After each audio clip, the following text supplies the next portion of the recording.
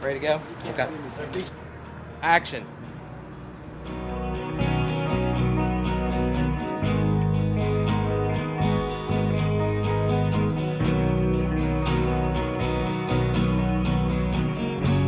So the first 2 days of shooting, we were in Indiana. We shot in Evansville both days. And I knew at some point I wanted to shoot something in Owensboro. And Sunday was that day. And there's a scene in the film where they're having their first date and they are at a outdoor cafe. And the first place that came to mind was the Creme. So I immediately contacted Rosemary Condor. She said yes right away. She had heard all about Hallows Eve. You know, she was really happy to have us come and have, you know, their establishment a part of the film. And I even changed the script a little bit. The original name was Cafe Armand, but I changed it to the Creme because I wanted to give them a little bit of kudos. Just when you think the magic is coming from the movies, it's not. It's coming from the smoothies. That was so bad. First of all, they're not open on a Sunday. They came and they opened the place up to us on a Sunday. And then they allowed us to literally turn their establishment into a working set. I'm all about business, baby. TCB, man. That's what I'm saying. Taking care of business. Shooting has gone a bit long. 8 hours turned into 18 hours. So if this was a studio film, I'd probably be fired right now.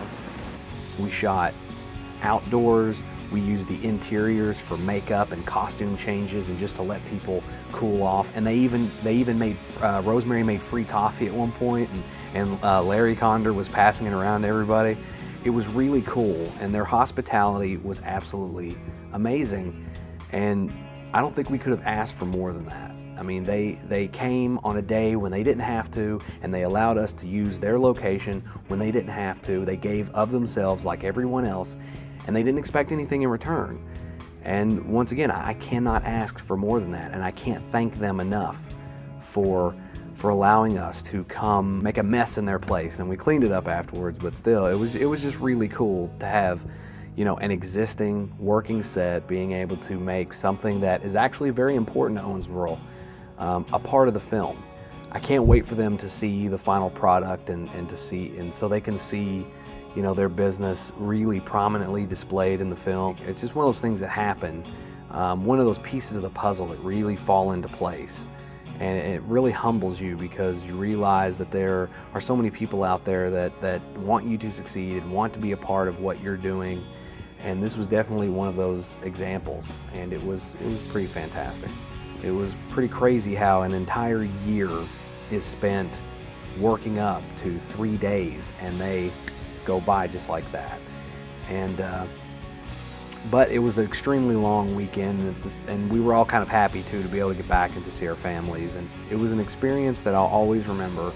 It was my first, what I consider my first real directing gig, because that's all I did for the movie, and I got to work with some great talent behind the scenes, in front of the scenes. And I think the way that A Mind Beside Itself went is the way it should go every time.